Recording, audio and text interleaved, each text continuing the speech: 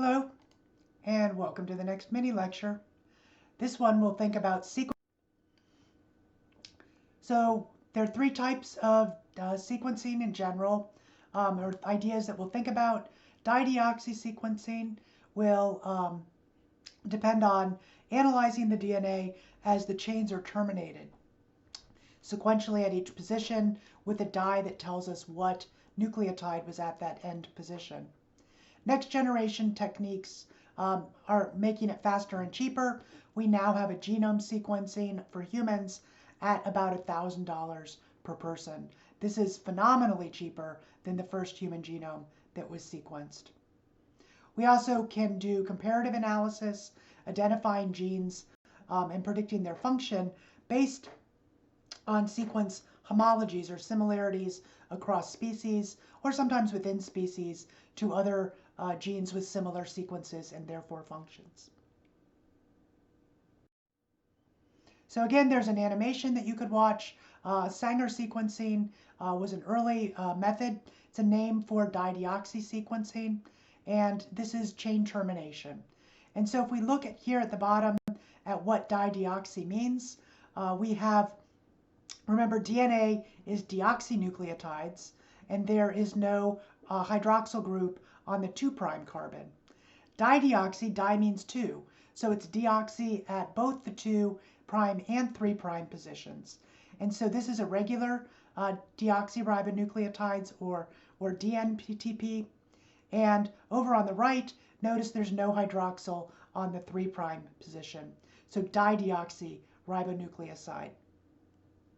And so when we put the N in, that just means it could be any of the bases. So A, U, C, or G. And so we have now this dideoxyribonucleoside, and it cannot continue to be extended. And so when a new nucleotide comes in, there's no hydroxyl for the polymerase to add a new bond for. And so this terminates the sequence in an unnatural way. But if we also add a dye to this dideoxynucleoside, and then we look at what the length is and what the color of the dye is, we can tell the sequence of the DNA. And so there's a couple elements here. Because we're terminating the DNA at different positions, we end up with different lengths of DNA, so we're always starting at the same place. And by random chance, this dideoxy NTP will incorporate at all the positions along the length of the DNA, but randomly. So you end up with a big file of all the different lengths with the dideoxy at the end of each sequence. But you can separate them by size and then measure the color of each size. And so let's look at it in the picture.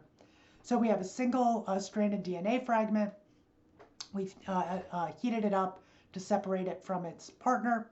We add a primer, and we add a small amount of the labeled DDNTPs and an excess of unlabeled DNTPs, so nucleotides that can extend the chain.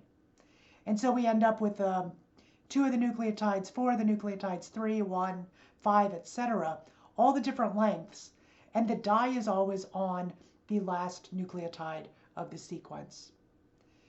You can run a gel just in a capillary, really small amounts, and so it's easier to put it through this very small tube. And now, again, they're separated by size, and so you get a dot of color at each size distance, and that dot tells you which of the 4 types of DDNTPs were incorporated. You can read this with a spectrometer that goes into a computer that then will just spit out your sequence. It can be done, but it was time consuming, and remember, there's a huge number of base pairs and nucleotides, and so even if each one is very fast, it adds up to taking a lot of time and effort to sequence a whole genome. So we have other techniques that have made this faster and cheaper. We just call them second generation because we're refining what we're doing. If you PCR amplify about 1,000 copies and you fix them on a slide. So at each dot on this slide, we have about 1,000 copies that are identical, but then each dot is a different sequence. And this could be from a genomic library. We'd add the primers, so we'd prime would be the verb of adding primers, and we add reversible now, labeled nucleotides. And so now when you extend, you read the nucleotide, you remove the tag and you repeat, and you can do the next read. And so you don't have to do the separation on a gel. And so they're on a slide, and you can sequence out at least pretty far and get a sequence for each of your spots. So let's look at the picture. On the bottom left, middle here, we have the colorful dots showing that each spot on the slide is giving us a readout of a color at this nucleotide of the sequencing, and they would continue to take a new picture as they were removed and then relabeled the next nucleotide. So each location on the slide has about 1,000 identical copies. You add the primer, and then you add the fluorescent reversible terminator NTPs, and you take a read. Then you wash that off and do it again to get the next in the sequence. And so you repeat it, 10 to the 6th times, and then you're entering these into a computer that's reading out your slide, and then you have to reassemble all those sequences into a whole genome. Since it's been fragmented with overlaps, and then you have to find those overlaps, and then from there you can computer assemble the whole sequence of the genome.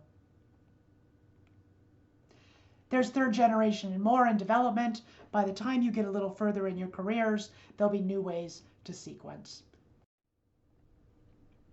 As we have these sequences now, we have the human genome, maybe for about 20 years or so, and we have many, many other species now. Some are agricultural species like rice, which is very important economically and for feeding the world population. Others are other species that we've chosen for different reasons to look at their genome.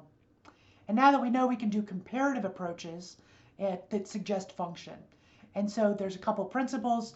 Structure predicts function. So if we have a sequence, we could predict whether it's going to be in a membrane or in the cytosol. We can predict what tertiary structure a protein might take. So we can predict the protein sequence from the amino acid the protein sequence from the nucleotide sequence using a codon chart. And so the structure of that protein predicts its function. And then also if we want to go the other way, we have a function that we're looking for, like we're looking for a receptor that can predict the structure. And so we can go both directions.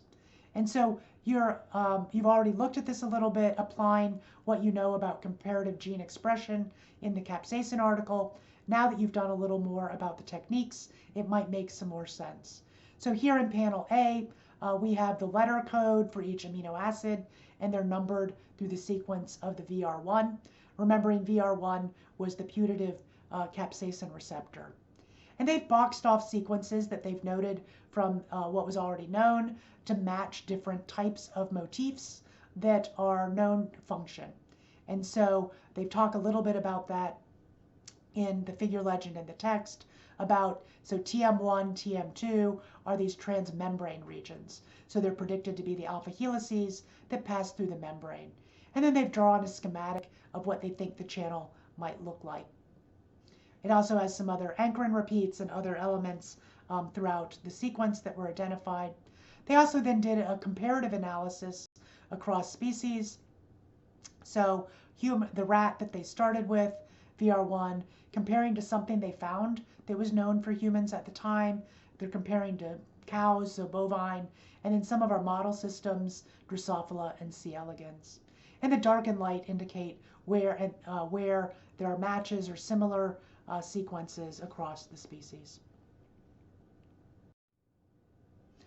So that wraps up thinking about dideoxy sequencing, some ideas of where sequencing is going to become cheaper and faster, and how we can take advantage of that to do comparisons and predictions about novel genes.